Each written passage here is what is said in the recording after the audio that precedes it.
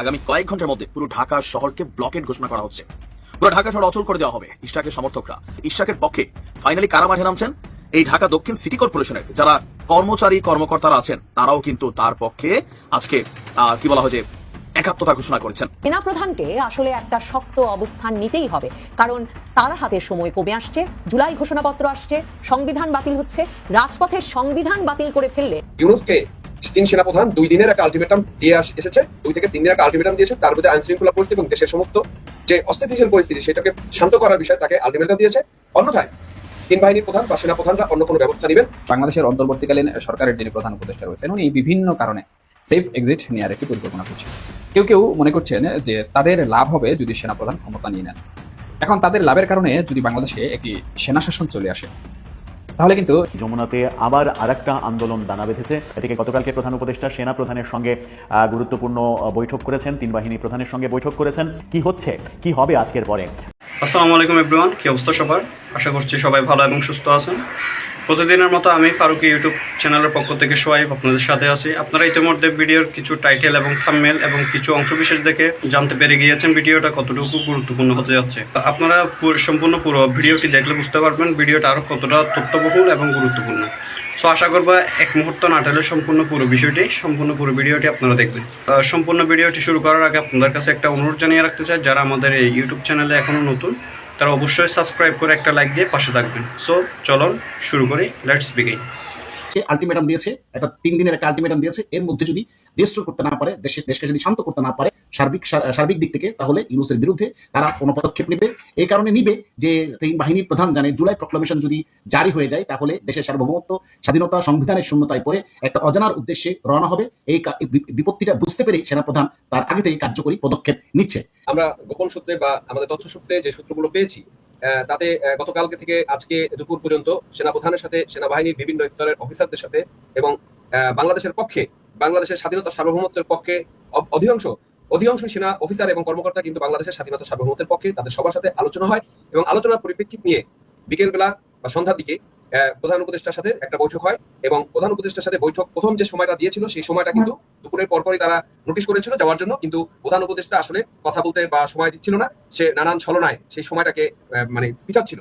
অতঃপর সন্ধ্যার দিকে যখন তাকে সময় দেওয়া হয়, বিকালের দিকে সন্ধ্যার দিকে সময় দেওয়া হয়, সেই সময়ের পরে তারা যখন মিটিং হয়, সেই মিটিং এ আসলে সামগ্রিক বিষয় নিয়ে আলোচনা হয় এবং ইউনূসকে করিডোর না দেওয়ার বিষয় এক স্পষ্ট ভাষা, স্পষ্ট কথা কিন্তু সেনাপ্রধান এবং 3 বাহিনীর প্রধান জানিয়ে দেয়। আপনাকে তার আগে বলি, উচ্চকর্ত সেনা কর্মকর্তাদের সাথে বৈঠক হওয়ার পরও তিন বাহিনীর প্রধান কিন্তু তারা একাত্রে মিটিং এ বসে তারা সিদ্ধান্ত নিয়েছে যে সেনা কর্মকর্তাদের যে সিদ্ধান্ত সেটাই ফাইনাল। যাই হোক, এরপরে সমস্ত আলোচনার পরে আসলে ইউনূসকে 3 সেনাপ্রধান 2 দিনের একটা আলটিমেটাম দিয়ে এসেছে, 2 থেকে 3 দিনের একটা আলটিমেটাম দিয়েছে। তার মধ্যে আইন শৃঙ্খলা পরিস্থিতি এবং দেশের সমস্ত যে অস্থিতিশীল পরিস্থিতি সেটাকে শান্ত করার বিষয়ে তাকে আলটিমেটাম দিয়েছে। অন্যথায় 3 বাহিনীর প্রধান বা সেনাপ্রধানরা অন্য কোনো ব্যবস্থা নেবেন, এরকম একটা ইঙ্গিত কিন্তু করেছে। আপনি কিন্তু আশ্চর্যজনক বা দুঃখজনক বিষয় দেখবেন, আপনি প্রেস সচিব কিন্তু ঠিক উল্টাটা বলে কথা বলেছেন। তিনি বলেছেন যে প্রফেসর ইউনূস আইন শৃঙ্খলা উন্নতি করার জন্য সবাইকে রিকোয়েস্ট করেছে, তার দায়িত্ব পালন করার কথা বলেছে এবং সেই বলাটার মধ্যে কিন্তু জোর ছিল না। প্রশাসন কিন্তু চেঞ্জ হচ্ছে, তার মানে ঘন্টা কিন্তু পরিবর্তিত হচ্ছে। এই জিনিসটা কিন্তু একটু বুঝতে হবে সবাইকে। গতকাল যে সেনাপ্রধানের যে দরবারটা হওয়ার কথা ছিল সেটা কিন্তু ইউনূসের বাধার কারণে অর্থাৎ অফিসিয়ালি হতে পারেনি, কিন্তু ওয়াকার কিন্তু তলে তলে সমস্ত জিওসি এবং লেফটেন্যান্ট জেনারেল বেশ কয়েকজন তার ফেভারে যে কয়েকজন আছে এবং উচ্চপদস্থ সামরিক কর্মকর্তাদের সাথে বেশ কয়েক দফায় ক্যান্টনমেন্টের ভিতরে বৈঠক হয় তার অফিসে এবং ম্যাক্সিমামই ওয়াকারকে সমর্থন করে দেশের স্বাধীনতা, সার্বভৌমত্ব রক্ষার ক্ষেত্রে যে কোনো পদক্ষেপকে স্বাগত জানায় তারা এবং ওয়াকারকে সমর্থন করে, যার ফলে ওয়াকারের শক্তিটা এখন অনেকাংশে বৃদ্ধি পেয়েছে। এর ফলশ্রুতিতে আজকে ইউনূসের সাথে বৈঠক করার জন্য 3 বাহিনীর প্রধান, সেখানে আপনি যেমনটা বলছিলেন অনেকটা ইউনূসের সাথে জোর করে বৈঠক করেছে। একটা লড়াই চলছে। উপদেষ্টা আসিফ বর্তমান সরকার বনাম বিএনপি বা জনগণের অধিকার, যেখানে আদালত থেকে একটা রায় হয়ে গেছে, নির্বাচন কমিশন থেকে প্রজ্ঞাপন জারি হয়েছে, তারপরেও কোন আইনের বলে বা কোন সমস্যা দেখিয়ে ইশরাককে মেয়র পদে বসতে দেওয়া হচ্ছে না। এ নিয়ে দুইজনই, উপদেষ্টা আসিফ এবং মেয়র ইশরাক, দুজনই 2টা বক্তব্য দিয়েছেন। কার বক্তব্যটা সঠিক?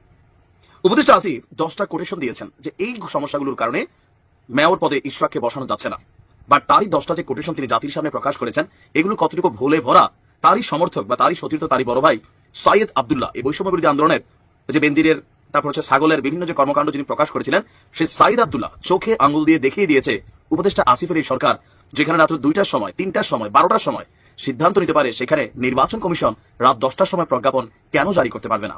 তাহলে প্রশ্নটা হচ্ছে, মেয়র ইশরাক কি সঠিক বা বিএনপি সঠিক যে সর্বশক্তি দিয়ে মেয়র ইশরাকের এই পথকে আটকানোর চেষ্টা করছে এই অন্তর্বর্তী সরকারের উপদেষ্টা আসিফ এবং তার যারা কলাকুশলী আছেন তারা?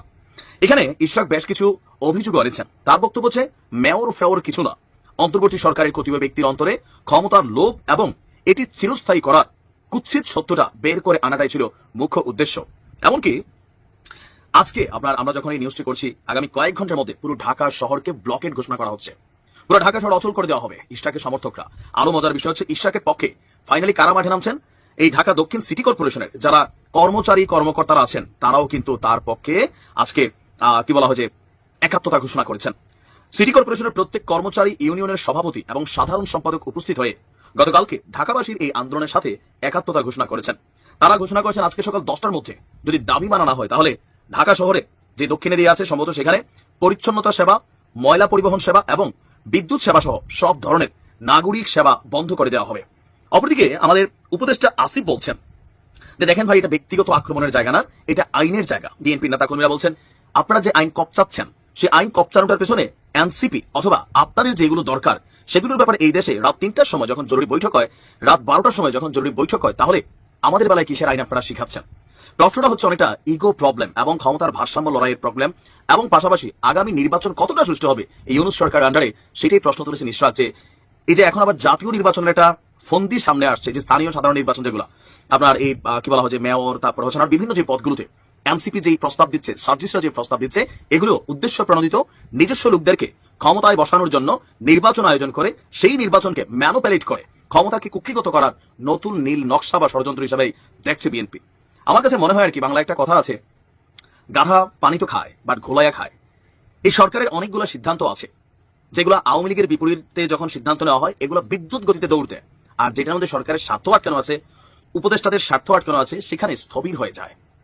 আবার অনেক ক্ষেত্রে আমরা দেখছি মাইনা তো নেয়নি, কিন্তু এই যে বিভিন্নভাবে নিজেদের মান সম্মান ইজ্জত পাবলিকলি বিসর্জন দিয়া এরপরে যখন মেনে নিচ্ছেন, বিষয়টা কতটুকু আসলে পজিটিভ হচ্ছে? যতটুকু আমরা বুঝি, সাধারণ আইন কারণ এত বুঝি না, বাট এতটুকু বুঝি এই মেয়র পদটা ইশরাকের যৌক্তিক অধিকার, পাওনা অধিকার, এটা তাকে দিতে হবে। এটা নিয়ে যত আইন কপ চাপেন, এটা নিয়ে যত নাটক করবেন, ইসি ঘেরাও করবেন, মানুষ সেগুলোতে আপনাদের বিপরীতে অবস্থা নিয়ে নিয়েছে। গতকালকে হাসনাতের নিজ এলাকা, সেখানে আওয়াজ উঠছে হাসনাতের চামড়া তুলে নিব আমরা। কারা এরা? বিএনপির নেতা কর্মীরা বলছে চামড়া তুলে ডুগডুগি বাজাবে। আসিফের ছবিতে জুতার মালা দেওয়া হচ্ছে, উপদেষ্টা মাহফুজকে বোতল মারা হচ্ছে। আপনি বুঝতে পারছেন যে এদের অবস্থান কত দ্রুত পড়ে যাচ্ছে। মেইন কারণ কি? টাকা, ক্ষমতা। বিভিন্ন জায়গায় নিজেদের ইচ্ছার বিরুদ্ধে যেটাই হচ্ছে সেটাকে এরা মবের মাধ্যমে নিজেদের বিভিন্ন সেক্টর, জামাতেরও ব্যাকআপ নেওয়া। কেউ কেউ বলেন যে জামাত আর এনসিপি একই, এটা সি টিম বি টিম, যেখানে এনসিপি সেখানে দৌড় দিয়ে জামাত শিবির তারা গিয়ে সমর্থন যোগায় বসে। প্রশ্ন উঠছে বিভিন্ন জায়গায়। তো দেখা যাক মেয়র ইশরাকের দাবি আজকে মানা হয় কিনা। আজকে এটা নিয়ে একটা কোর্টের শুনানি আছে, নাকি ঢাকা শহর অচল করে দেয় ইশরাকের সমর্থকরা।